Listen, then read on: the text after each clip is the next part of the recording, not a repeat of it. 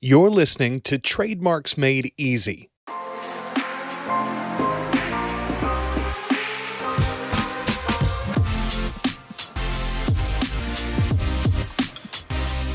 Trademarks Made Easy is the podcast focused on helping brand owners in the e-commerce space. With your host, Suzi Hixon, the private label lawyer. But don't worry, you won't find too much legalese here.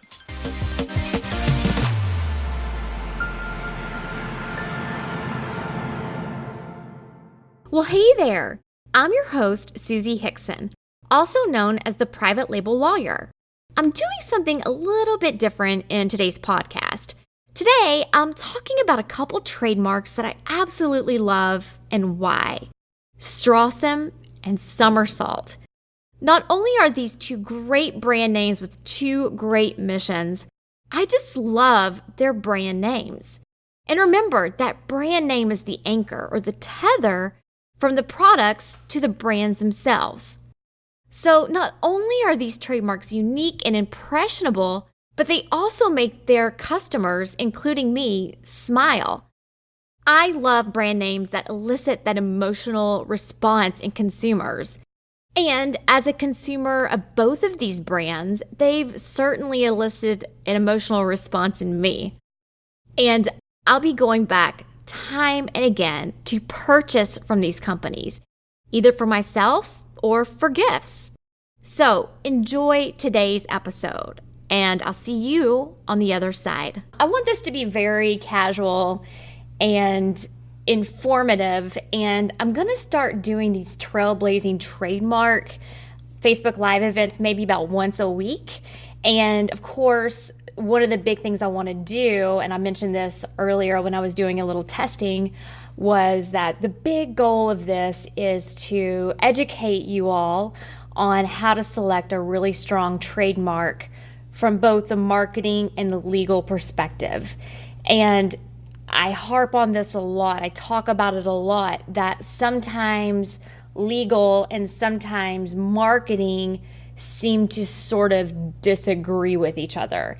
Back in the olden days when I was a new trademark attorney, I worked in a law firm, and I got the opportunity to also work with a lot of marketing departments, and they would come to me with these trademarks. They'd, kind of had their own in-house trademark brainstorming sessions. Sometimes they had some really great trademarks, but sometimes they had really bad trademarks.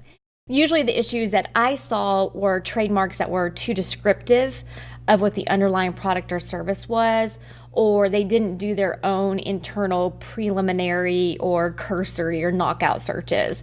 I also call those quick and dirty searches. So they didn't do those internally, and so they'd send them off to the attorneys. And obviously we would have to charge for that, and they could have saved money at the beginning by being able to do their own. As a result of all of this, I got the idea of going into the marketing departments and talking with people about how to select strong trademarks. And I've ultimately transitioned this into my own trademark trailblazer course, which is coming out. But what I want to do with these Facebook Lives is, whether or not you purchase the course or not, I want to try to give everyone who's here and watches the recording some really great, tangible, actionable, practical information and guidance on selecting strong trademarks. So I should probably say that what we're going to be talking about today is not legal advice. It is guidance, and you should hire your own trademark attorney if you need assistance in clearing trademarks and if you need help filing your trademark application with the USPTO. And that also actually brings me to sort of a side note that starting on August 3rd, if you are not a citizen of the U.S., you're going to have to hire a U.S. attorney to help you with the prosecution or the application of your trademarks before the USPTO. And I know a lot of people are like, oh, what the heck is this? This is bullcrap. But it's really actually a great thing that the USPTO is doing, because there are just too many baseless filings that are going on with the USPTO from foreign applicants, and hiring U.S. counsel will hopefully kind of stymie that a little bit. Unfortunately, I've had a couple of clients who've had meritless cancellation proceedings filed against them that probably would not have otherwise been filed if the entity that made the filing had hired a U.S. attorney. It probably would have never happened. And if they had hired a U.S. attorney, it certainly would have been a lot easier to have conversations about what the concerns were with the trademarks. And hopefully we could come to an amicable resolution. In those situations, I tried to get a hold of the entity that filed the cancellation proceedings, and they were non-responsive. And when they file a cancellation proceeding, we eventually have to have what's called a pre-discovery conference call. I was never able to get them to have that with me, and so I was able to get those cancellation proceedings dismissed. But unfortunately, at the same time, the clients ended up incurring fees that they should not have otherwise have had to deal with. So that's sort of an aside on trademark filings. Again, if you are not located in the U.S. or if you're not a U.S. citizen, you're going to have to hire a U.S. attorney to help you with that.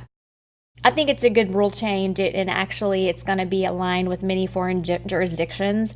If I work on foreign applications for my clients, we have to hire foreign-based attorneys in those jurisdictions. So it's not completely absurd that we are doing this now. So yay for the USPTO to actually be really kind of laying down the law. And one other interesting development that I'm going to talk about before I get into a couple of totally awesome trademarks is the USPTO can now no longer refuse trademark applications on the basis of them being immoral or scandalous. So how effing cool is that? So if you're really wanting to put an immoral or scandalous element in your trademark, you can do that now. The reasoning, and this was held by the United States Supreme Court, the highest law of the land. The basis was that it's a violation of the First Amendment right. So that's kind of cool. And I've always had an issue with this as a refusal basis. Even when I first started practicing trademark law, I was like, this is a bunch of crap, because what might be immoral or scandalous to one person is totally fine to others. So it's been a long time coming, but thankfully the USPTO can never refuse registration on that basis. Great news. Now, of course, I teach not only the legal considerations, but also the marketing considerations. So make sure you know your market, kind of what they expect from you as a brand before you use a scandalous or immoral term in your trademark. It might not really fly from a marketing perspective. It might be awesome from a marketing perspective for you. You might get a ton of buzz about it. So just proceed with caution. But the good news is it can't be refused registration at the USPTO on that basis, immoral or scandalous. Of course, it could be refused for other reasons, but that's not one of them. So yay for the United States Supreme Court on this one. Okay, on to some fun trademarks that I wanted to talk with you all about today. So the first one is the trademark SummerSalt. So this company, SummerSalt, they sell these beautiful bathing suits. I sound like I work for them. I have no affiliation. They're not even a client. But they sell amazing, beautiful bathing suits for lots of different body types. So I think that's really cool. They even do a bathing suit for women who want to fully cover. I think that's cool. It doesn't matter what shape or size you are, they have a bathing suit for you. And I generally tell people when you're selecting a trademark to be really careful about misspellings in trademarks. I don't necessarily like misspellings in trademarks because it makes it difficult to search, especially now with having voice-enabled searches. That's becoming more and more popular, especially on Amazon. But I know that I've searched on Google quite often doing voice search, and I am concerned with misspellings. You know, it's kind of, I don't necessarily want to say it's a misspelling in this situation, but the SALT this is a misspelling of the word somersault. So if you've ever done gymnastics, like it's a forward roll, I would think. But it's sort of a fun play on words. And I look at it as more of a fun play on words rather than an intentional misspelling. And don't ever try to do misspellings in an effort to avoid a likelihood of confusion refusal. If you do a search and you see another somewhat similar trademark, if you try to do something kind of fancy or cute and you try to do just like a clever misspelling of another trademark, then you can still be issued a likelihood of confusion or refusal. Generally, misspellings are not going to help you overcome a likelihood of confusion with another mark. So select another trademark. But I'm going to give this company a big exception and a big props for not only their beautiful branding, but also what they're doing. I think that their website is SummerSalt. They are located, actually, I'm not really sure where they're located. I did look to see what their registration information stated about the owner. The owner is SummerSalt LLC, and they're actually located, or the business is located in St. Louis, Missouri. So, woo, yay, Midwest. I love it. And it looks like that the co-founder is Lori Coulter and Reshma Chatteram Chamberlain. So I'd like to give a big shout out to these two ladies that did a great job with their branding. They did a great job with their trademark, and just they put out this beautiful catalog that is, like I said, the cool thing about it is that they make bathing suits for lots of different people. And, if you have a really short torso, or if you're larger in one part of your body than others, then they are going to help you with a rad bathing suit. Again, I don't work for this company, not affiliated in any way.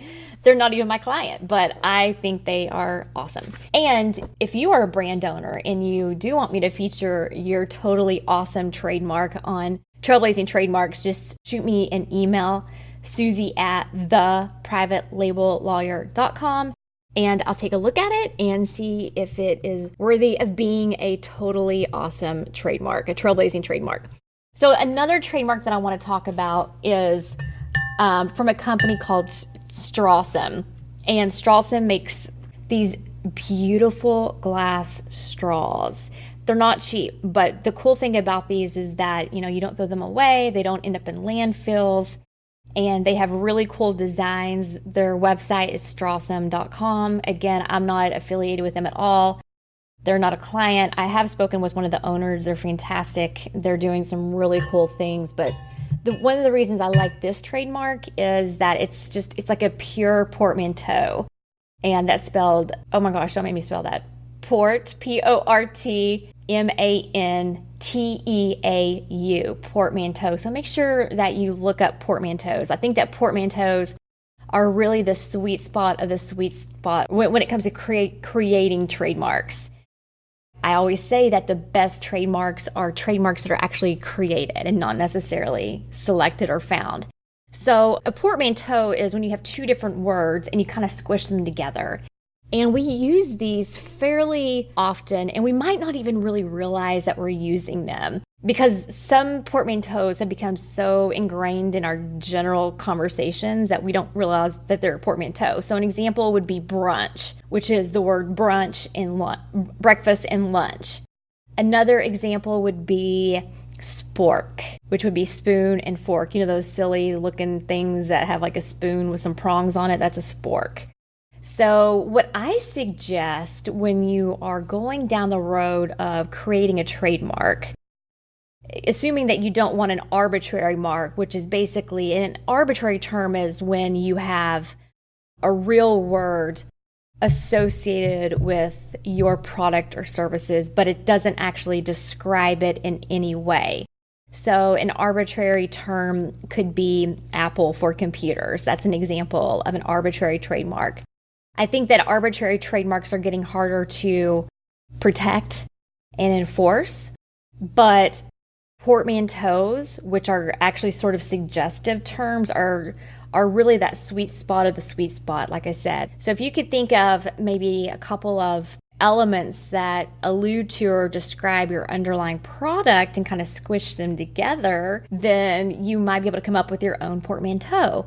And Strawsome is such a great example of that. You're taking the word straw, which is that's what it is. It's a glass straw, and it's awesome. So Strawsome, like I said, it's a great job on trademark creation in that situation. So huge shout out to the people over at Strawsome and their beautiful glass straws. Now, I also want to talk about a trademark fail because trademark fails and understanding trademark fails and why certain trademarks get rejected is really important to know whenever you are going through your own brand name selection or creation process.